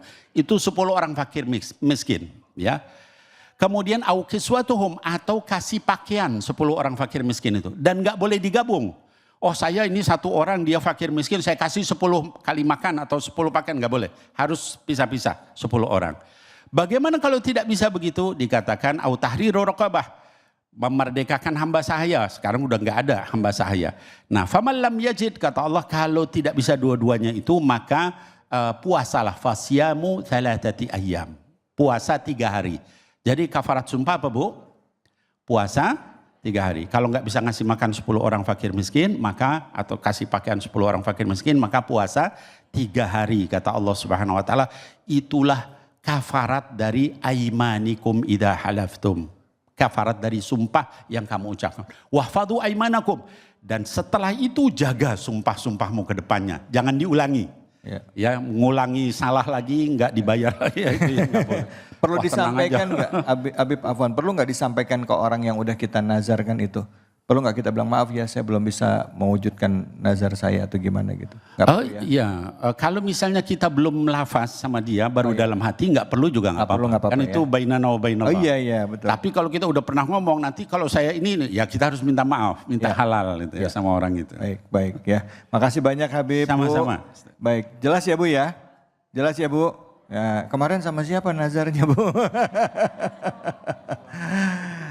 Hal ini dekat dengan keseharian kita, kadang bagi kita nganggapnya gampang ya, tapi tadi dijelaskan oleh Habib bahwa kalau kita udah nazar ya, tadi sampaikan Rasulullah mengajarkan kepada kita, pertama ada tadilah memberi makan kepada 10 fakir miskin, 10 orang ya, orang yang berbeda-beda. Makan nggak bisa, makanannya gimana? Hitungannya nilai tengah dari yang biasa kita makan, antara yang paling mahal dan yang paling murah kita makan. Terus juga atau kita kasih baju juga demikian ya Habib ya. Baju ya yang nggak perlu terlalu mahal, nggak terlalu murah, tapi di tengah-tengah nilainya untuk 10 orang. Yang terakhir nggak juga bisa punya uang, cukup puasa 3 hari. Kalau sebulan gimana? Terserah. Makin bagus. Niatnya yang penting lillahi ta'ala. Niatnya lillahi ta'ala ya. Tadi yang dikatakan yang paling, kalau di ajaran kita Islam itu, puasa itu yang full 1 bulan penuh itu biasanya diajarkan di bulan Ramadan. Tapi kalau lain mau full boleh puasa Daud ya Bib ya. Boleh puasa Daud. Silakan baik. Saya rasa nanti kita beri kesempatan lagi untuk tanya jawabnya. Kita akan kaji lagi ya surah Al-Ahzab. Kembali lagi setelah ini Habib Muhammad Syahab akan menjelaskan kepada kita. Nanti akan bersama-sama juga dengan Habib Nabil untuk menjawab pertanyaan dari ibu-ibu, bapak-bapak semua. Tentunya hanya di sini di Cahaya Hati Indonesia.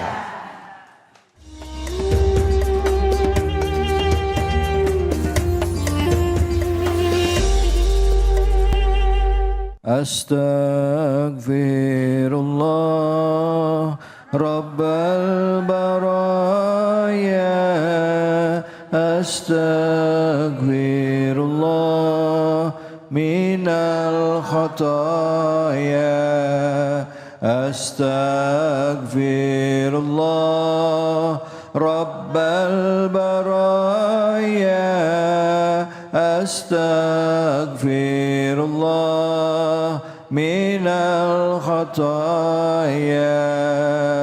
Sallu ala Nabi Muhammad sallallahu alaihi wasallam. Baik, alhamdulillah kita kembali lagi di Cahaya Hati Indonesia. Semakin kita baca Quran, rasa keinginan tahu kita untuk memahami isi Al-Quran akan semakin tinggi. Karena ibarat kita membuka sebuah pintu yang dimana dalam satu pintu dalam ruangan itu terisi banyak pintu yang seolah-olah ingin kita tahu. Karena setiap ayat dalam Al-Quran punya syarat kandungan makna yang luar biasa. Tadi kita bahas surah Al-Ahzab ayat 1 sampai 17. Nah sekarang ayat 18 sampai 20 akan dilanjutkan oleh guru kita Habib Muhammad Syahab. Silakan Habib, fadhol. 1:17 berarti sekarang dari ayat 1 sampai 21. Buat udah lulus ini. Oh iya udah. Baik, Masya Allah, sedikit kita teruskan ayat 18 sampai 21 masih berkenaan tentang orang-orang munafik yang menghalangi perjuangan Nabi. Mereka itu dikatakan qad ya'lamullahu al-mu'awwiqina minkum. Artinya mereka orang-orang yang menghalangi perjuangan Nabi. Sifat malasnya, sifat penakutnya, sifat daripada riaknya. Jadi mereka itu bilang ayo kita perang, dalam surah ini dikatakan. Tapi sebenarnya mereka tidak berperang.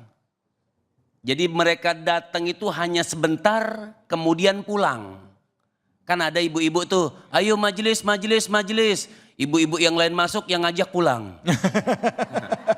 Ya begitulah, artinya contoh-contohnya ya seperti itu. Artinya itulah orang-orang yang cuman kadang-kadang kan kayak guru agama juga misalnya. Kita orang ini berbahaya, taqulun ma la taf'alun.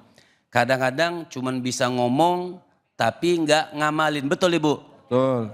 Kok dendam gitu, betul. Artinya subhanallah, ini di dalam surah ini juga dikatakan orang-orang yang menghalangi jihad. Jadi orang munafik ini mereka menghalangi jihadnya Nabi. Menghalangi jihad-jihad sahabat Nabi. Seakan-akan mereka datang tapi sebenarnya mereka tidak datang, mereka pulang.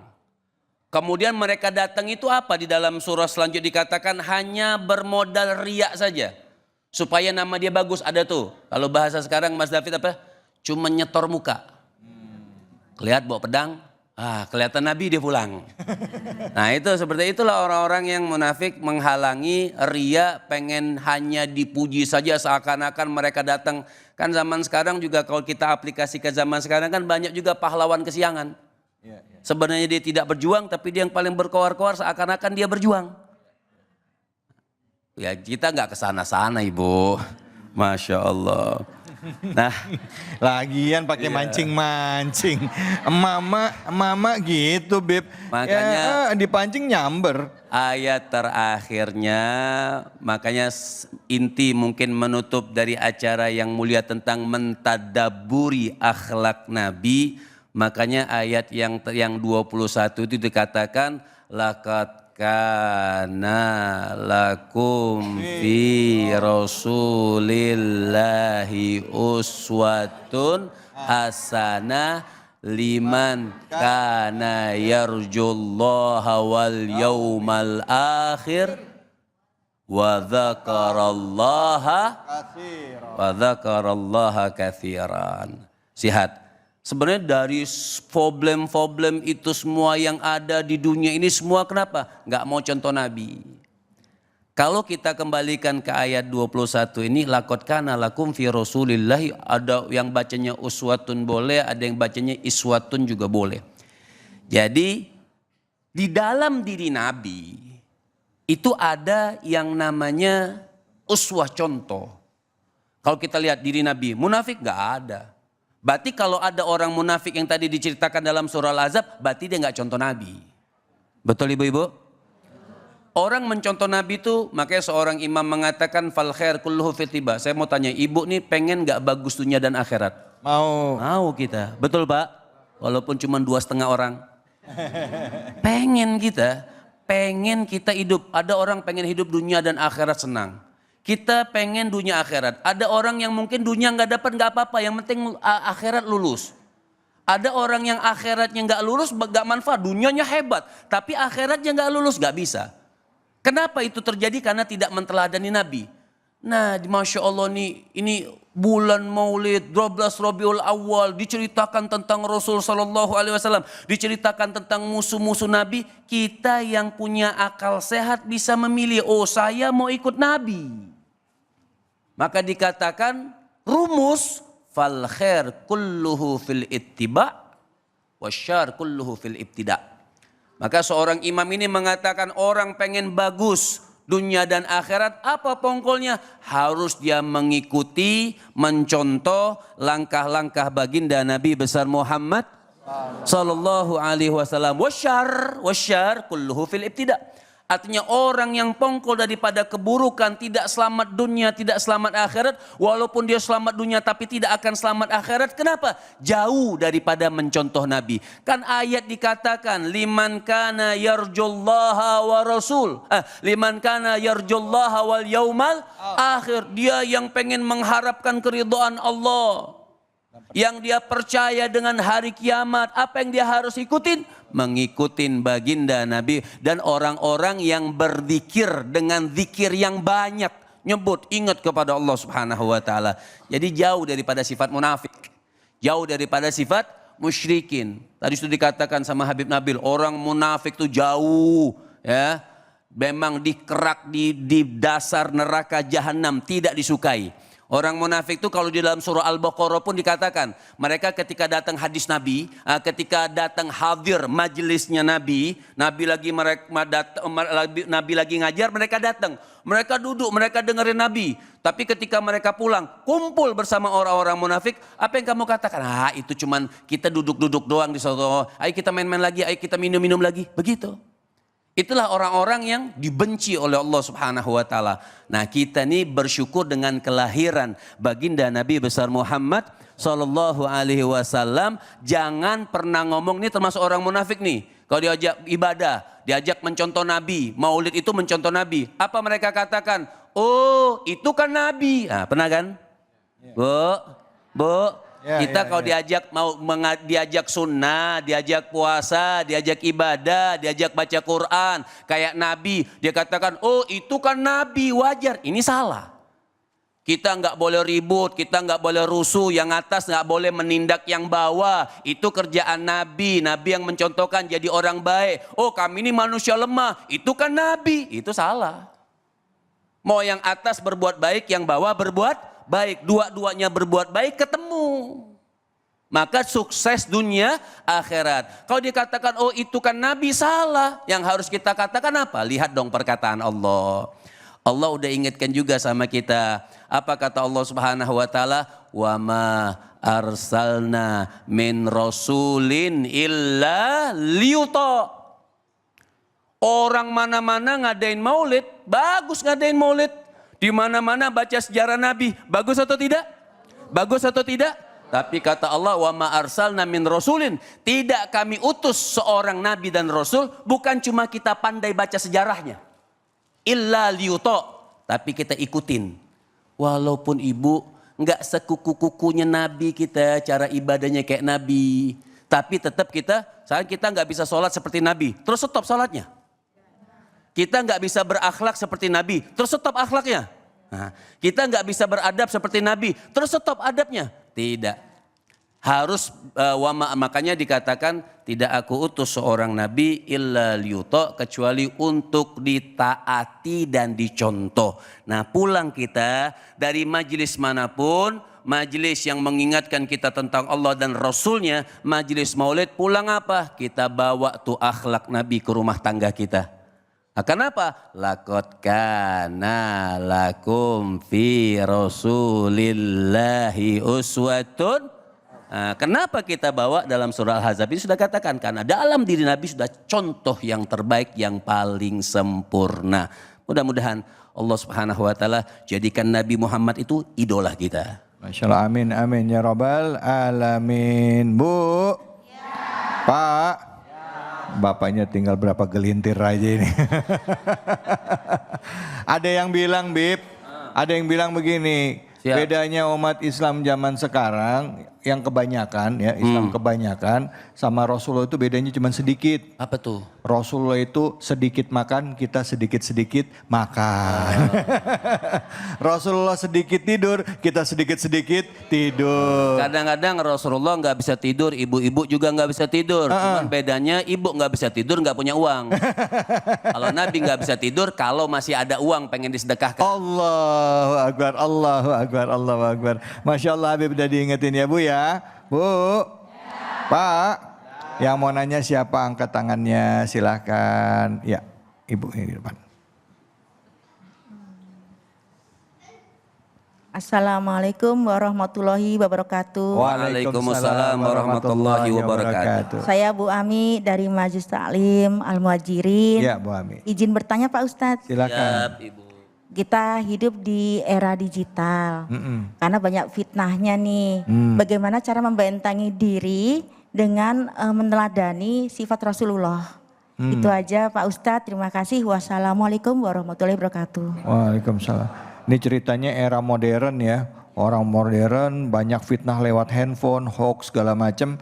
Nah, bagaimana kita mencoba meneladani sifat Rasulullah dalam rangka membentengi diri dari fitnah di era modern ini? Silakan Habib. Baik.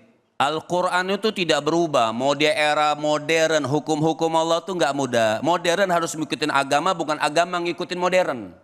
Karena agama memang sudah dimodernkan sama Allah Subhanahu wa taala. Orang-orang yang bikin handphone apa segala macam, otaknya siapa yang beri? Allah Subhanahu wa taala. Itu suatu nikmat. Walaupun yang bikin mungkin dikategorikan bukan orang Islam. Boleh gak kita pakai itu? Boleh. Jadikan alat-alat mereka itu untuk membantu dakwah kita, bukan membantu kejahilan kita. Masalahnya kita tidak bisa memilah-milih ya. Apa? Ya, memilih dan memilah. Ya itu. Ya.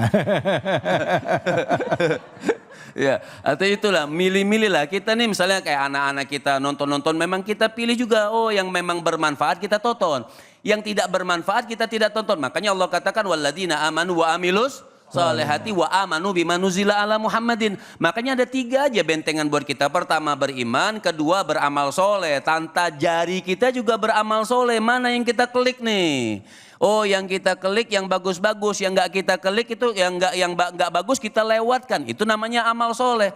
Kan amal soleh itu ada yang wajib, amal soleh itu ada yang sunnah. Ada juga termasuk juga mubah, itu amal soleh. Ya.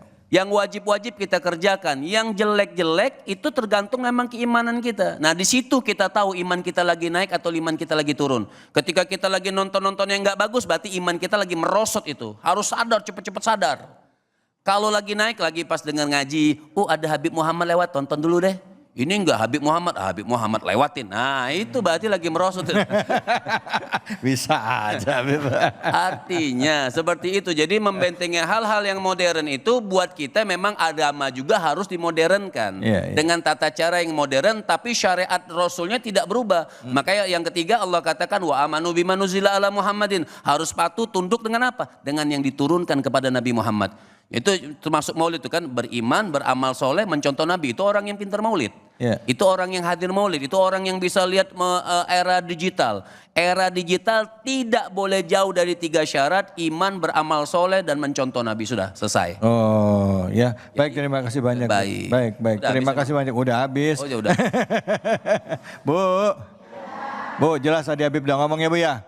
Beriman, beramal soleh, mencontoh Nabi ya. Walaupun sekarang zamannya gadgetnya ada handphone, ada apa, tetap kan yang ngelakuin kan kita. Punya mata, ada perintah Nabi menjaga pandangan, menjaga pendengaran, menjaga bicara. Ya sama, kecuali kalau ibu matanya udah nggak ada sekarang ya kan. Artinya dalam artian Allah menciptakan kita sekarang manusia udah nggak perlu lagi ada Bayangin penglihatan. sampai saya bingung bedanya mana host sama ceramah. Iya. Saya aja Bu kadang-kadang suka ketukar-tukar sama Habib nih Bu.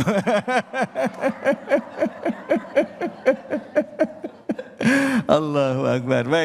Baik, kita akan lanjutkan lagi ya ibu-ibu, bapak-bapak ya, tentunya hanya di sini di Cahaya Hati Indonesia. Enggak.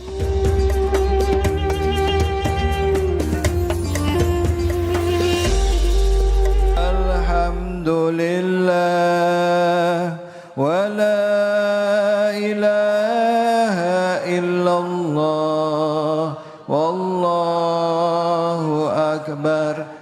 dengan kita berzikir, ya, mengagungkan Allah, membesarkan Allah, kita sadar bahwa kita manusia nggak ada apa-apanya, Bu. Semuanya milik Allah, titipan Allah, dan tugas kita hanya beribadah kepada Allah, bersyukur pada saat mendapat nikmat, dan juga tentunya kita harus mohon ampun jika ada khilaf, serta kita bersabar jika mendapatkan ujian. Tadi guru-guru kita sudah menyampaikan kepada kita begitu banyak ilmu yang luar biasa. Wabil khusus Habib Nabil Al-Mursawa dan juga Habib Muhammad Syahab dengan ilmunya. Masya Allah, semoga bermanfaat ya Bu ya. Dan saya yakin pasti menyisakan banyak pertanyaan juga di antara ibu-ibu, bapak-bapak seputar tema kita kali ini dalam rangka Maulid Nabi, bahwa Nabi Muhammad adalah uswah kita, contoh dalam kehidupan kita di zaman apapun. Nah, tadi surah Al-Ahzab memperingatkan kita tentang bahaya orang munafik, dan diakhiri tadi di ayat ke-21 ya, bahwa yang paling sempurna ya ditutus Nabi itu adalah sebagai uswatun hasanah, sebagai contoh. Yang mau nanya tentang tema kita ini, tentang surah Al-Ahzab juga boleh angkat tangannya. Silakan Ibu. Bismillahirrahmanirrahim. Assalamualaikum warahmatullahi wabarakatuh. Waalaikumsalam warahmatullahi wabarakatuh. Saya Mita dari Majelis Taklim Al-Muhajirin Pulau Gebang. Izin bertanya Pak Ustadz. Silakan. Anak saya lebih mengenal artis dan influencer untuk di era sekarang daripada Rasulullah. Bagaimana saya mengajarkan anak saya untuk lebih mengidolakan Rasulullah? Terima kasih Pak Ustadz. Assalamualaikum warahmatullahi wabarakatuh. Waalaikumsalam. Apalagi idolanya K-pop gitu ya Bu ya. Oh ya. Poster K-pop di mana-mana. Silakan Habib Nabil, fadhal Habib. Habib Nabil silakan. Baik. Izin Habib Muhammad, Dr. David. Bismillahirrahmanirrahim. Rabbi syrah li sadri wa yassir li amri wahlul 'uqdatan min lisani yafqahu qawli. Jadi bagaimana supaya anak kita tidak mengidolakan orang-orang yang seperti influencer, artis dan sebagainya. Kalau artis influencernya soleh, solehah, khair insyaallah. Tapi kalau kemudian dia tidak soleh, solehah, bagaimana supaya anak kita tidak begitu? Yang pertama, Bapak Ibu sekalian, hidupkan Sayyidina Muhammad itu sallallahu alaihi wasallam di rumah-rumah kita. Dengan apa? Dengan salawat, ajak keluarga, ya. Kemudian sunnah-sunnah beliau hidupkan, ajak keluarga, ya. Akhlak beliau, pribadi beliau, ya. Kalau di keluarga itu hidup suasana itu, mereka nggak akan nyari yang lain.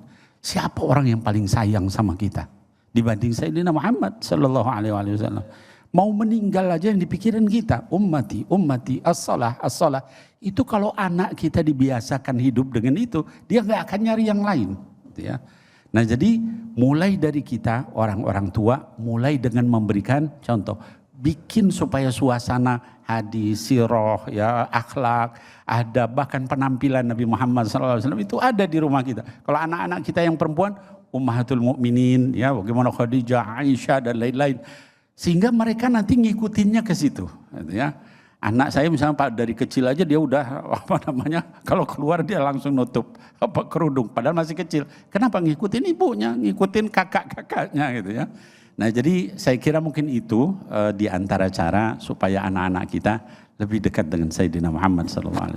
Wallahu a'lam bishawab. Masya Allah, terima kasih banyak Habib. Jadi tetap peran orang tua itu sangat penting ya sejak dari kita ya. Memberi contoh. Memberi contoh. Mungkin dulu kita waktu masih muda nggak jauh beda sama anak-anak kita ya Bu ya. Ya, saya juga mikir-mikir kalau ngeliat zaman dulu saya, oh iya berarti saya yang harus memperbaiki diri saya sebagai orang tua. Baik, terima kasih Habib. Silakan yang mau bertanya lagi angkat tangannya. Iya, oh, Ibu silakan.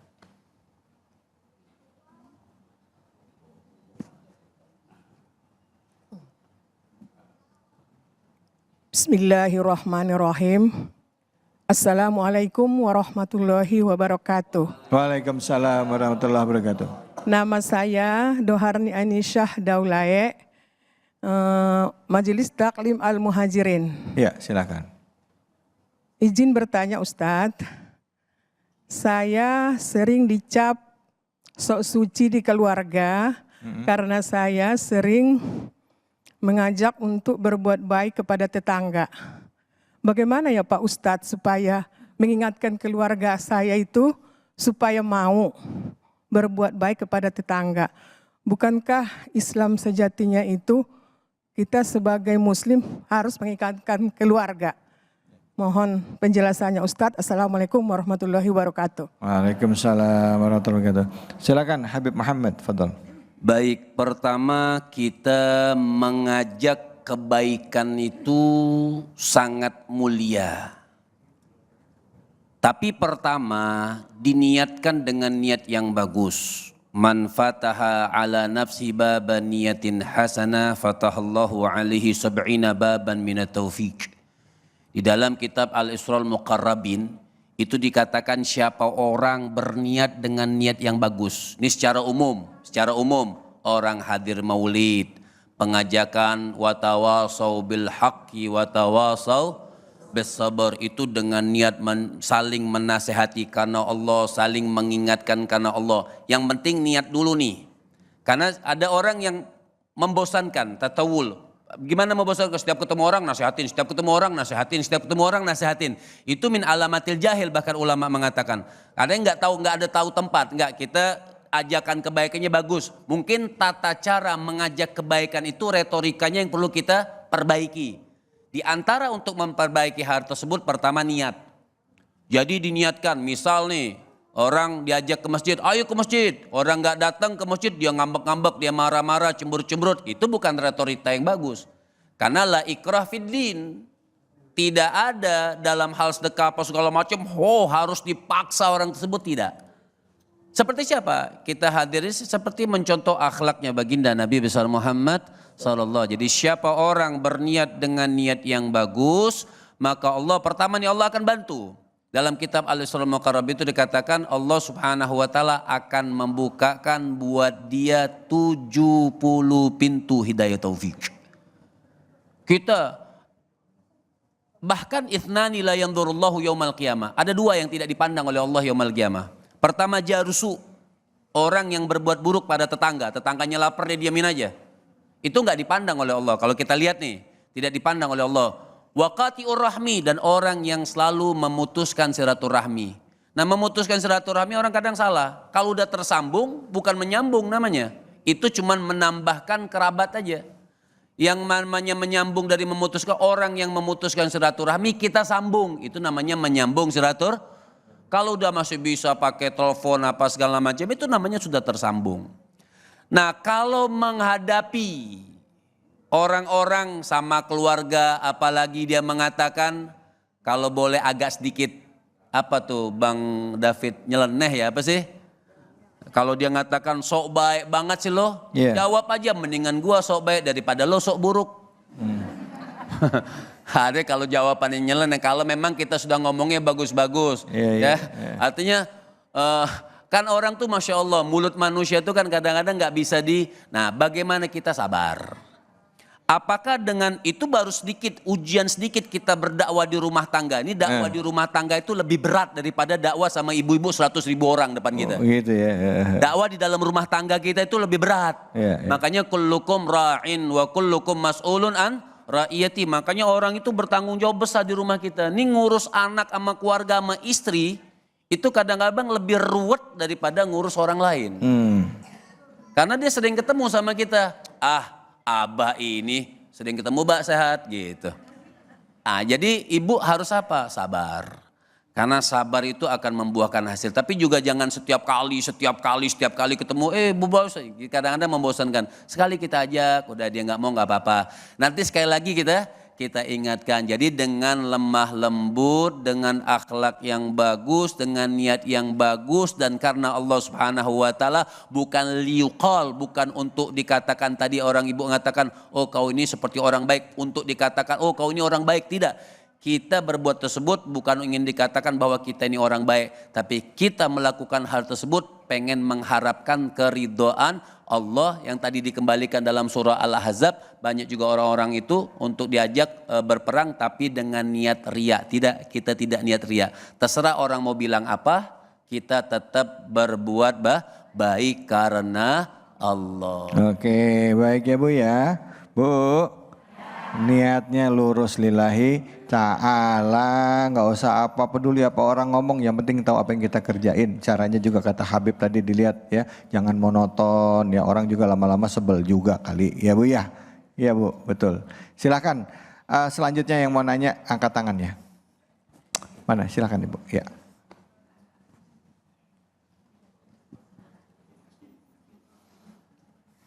Bismillahirrahmanirrahim.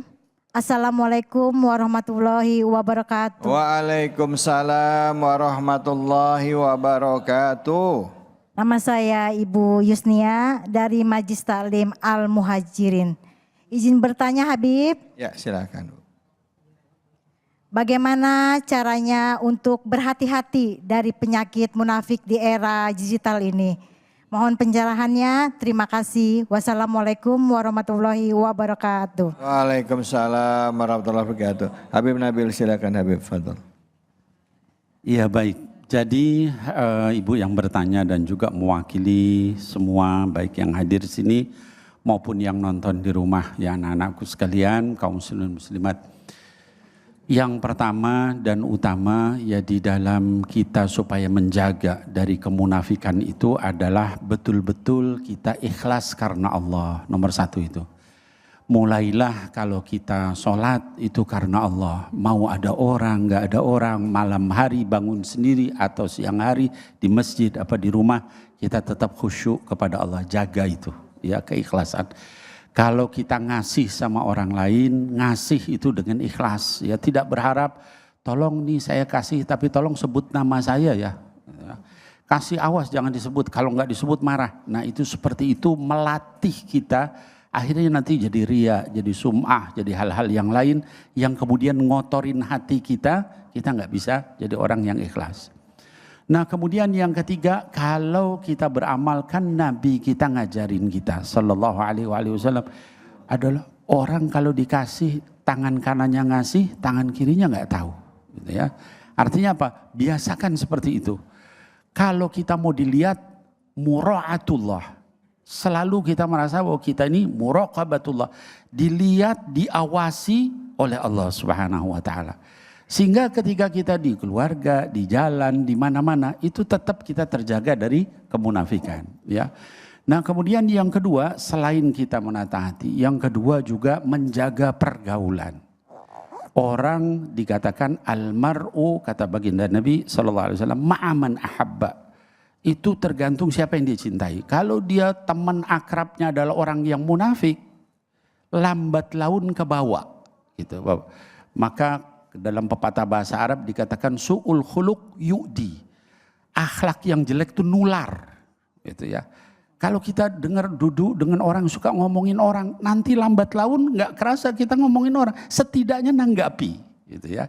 Jadi bi'ah salihah, lingkungan yang baik. Ya misalnya kita duduk sama Habib Muhammad, sama Ustadz David, kan adem. Gitu ya.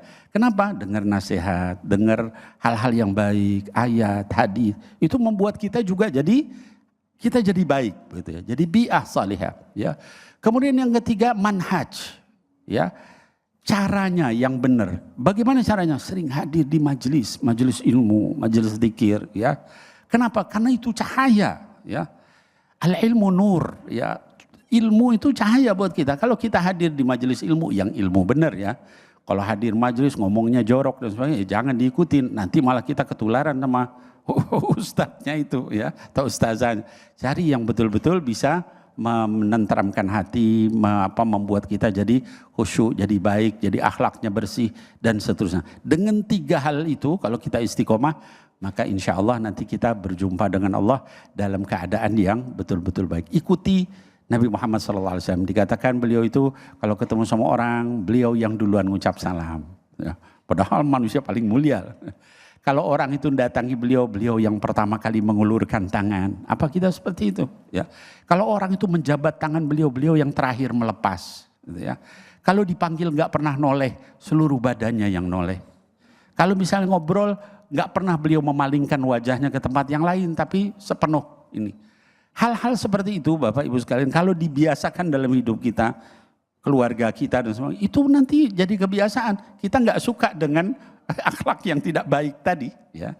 Nah, saran saya seperti itu, maka insya Allah mudah-mudahan Allah mudahkan kita menjadi orang yang saleh-salehah, dijauhkan dari kemunafikan. Wallahu a'lam bishawab. Amin, amin ya rabbal alamin. Alhamdulillah, alhamdulillahirabbil alamin. Ibu, bapak dan juga pemirsa Ainus dimanapun saja berada. Hari ini kita belajar lagi, diingatkan lagi tentang pribadi Nabi Muhammad sallallahu alaihi wasallam. Pribadi beliau adalah pribadi Al-Quran. Ya, akhlak beliau begitu sempurna. Dan agama itu adalah bicara mengenai akhlak. Sebaik-baik orang beragama adalah orang yang memiliki akhlak yang mulia, orang yang memiliki akhlak yang baik. Nah, untuk itu di penghujung acara ini, mari sama-sama kita berdoa semoga Allah Subhanahu wa taala beri keberkahan bagi kita dan kita diberikan kemampuan untuk melaksanakan kehidupan kita sehari-hari menjadi lebih baik sesuai dengan tuntunan dari Al-Qur'an yang dicontohkan oleh Nabi Muhammad sallallahu alaihi wasallam. Untuk kau persilakan kepada guru kita Al-Habib Habib Nabil Al-Mursawa untuk memimpin doa. Fadhal. Baik. Bismillahirrahmanirrahim, Bapak Ibu sekalian, setelah kita dengarkan makanan untuk akal kita, yuk kita kasih makan ruh kita. Ya, kita tundukkan hati kita, kita ingat Allah mengawasi kita dan malaikat juga mengawasi kita. Yuk kita ikhlaskan doa, minta sama Allah dan Allah Maha mengabulkan doa. Amin ya Allah ya Rabbal Alamin. Alhamdulillah hamdan yuwafi ni'amahu wa yukafi mazidah. Ya Rabbana lakal hamdu wa lakal syukru kama yanbaghi li jalali wajhikal karim wa azim sultanik. Allahumma salli ala sayyidina Muhammad wa ala alihi wa ashabihi wa azwajihi wa dhurriyyati ajma'in wa sallim. Allahumma inna na'udzubika min syarri sam'ina wa min syarri basarina wa min syarri lisanina wa min syarri qulubina. Ya Allah, jauhkan kami dari hal-hal yang kami dengar yang tidak bermanfaat, ya Allah. Jauhkan kami dari hal-hal yang kami lihat yang maksiat kepada Engkau, ya Allah. Jauhkan kami dari hal-hal yang kami ucapkan yang tidak Engkau ridhoi, ya Allah. Jauhkan kami dari apa yang ada di dalam hati kami yang enggak Engkau ridhoi, ya Allah. Allahumma inna na'udzubika min qalbin la yakhsha' wa min ilmin la yanfa' wa min nafsin la tashba' wa min du'ain la yusma'. Ya Allah, jauhkan kami berlindung kepadamu dari hati yang gak bisa khusyuk, ya Allah. Kami berlindung kepadamu dari ilmu yang tidak bermanfaat buat kami, ya Allah. Ya Allah, kami berlindung kepadamu, ya Allah, dari hawa nafsu yang tidak kenyang-kenyang, ya Allah. Nipu sana, nipu sini, nyari sana, nyari sini, nanti disumpal mulut kami dengan tanah ketika meninggal, ya Allah. Wa na'udzubika min du'ain la yusma', ya Allah, dan kami berlindung kepada Engkau dari doa yang tidak Engkau dengar lagi, ya Allah. Kami berdoa tapi tidak dikabul-kabul. Mudah-mudahan Engkau kabulkan kami, lancarkan kami, jauhkan dari kemunafikan, jadikan kami mukmin yang benar di dunia sampai kami berjumpa dengan Sayyidina Muhammad sallallahu alaihi wasallam. Allahumma rabbana atina fid dunya hasanah wa fil akhirati hasanah wa qina adzabannar. Sallallahu ala nabiyyina Muhammad wa alihi wa sahbihi wa azwajihi wa dzurriyyati ajma'in wa sallim. Walhamdulillahi rabbil alamin. Alhamdulillah rabbil alamin. Terima kasih banyak Habib Nabil, terima kasih banyak Habib Muhammad, terima kasih banyak ibu-ibu dan bapak-bapak jamaah Masjid Al-Muhajirin dan juga seluruh pemirsa Ainus dimanapun saja Anda berada. Maulid Nabi ini mari kita jadikan sebagai momentum bagi kita untuk pertama mendekatkan diri kepada Al-Quran dan juga mengenal pribadi Nabi Muhammad dari Al-Quran, dan juga kita terapkan kepada anak-anak kita, keluarga kita, bahwa kita adalah orang tua punya tanggung jawab untuk diri mereka supaya mereka bisa mengenal nabinya, supaya mereka bisa mencontoh akhlak nabinya yang selama hidupnya tidak pernah lepas dari ujian tapi tetap menebarkan kebaikan buat semesta, tentunya menebarkan kebaikan buat seluruh alam semesta, sehingga akhirnya Islam yang dikenal, yang dicontohkan Nabi Muhammad adalah Islam yang rahmatan lil alamin. Semoga Allah beri keberkahan bagi kita semua. Saya mohon maaf jika ada kesalahan dan khilafan. Fattaqullaha mastata'tum billahi fisabil haq fastabiqul khairat Allahul muwaffiq ila aqwamit thoriq wa billahi taufiq wal hidayah. Assalamualaikum warahmatullahi wabarakatuh. Salatullah salamullah ala toha rasulillah. Salatullah salamullah ala yasin habibillah.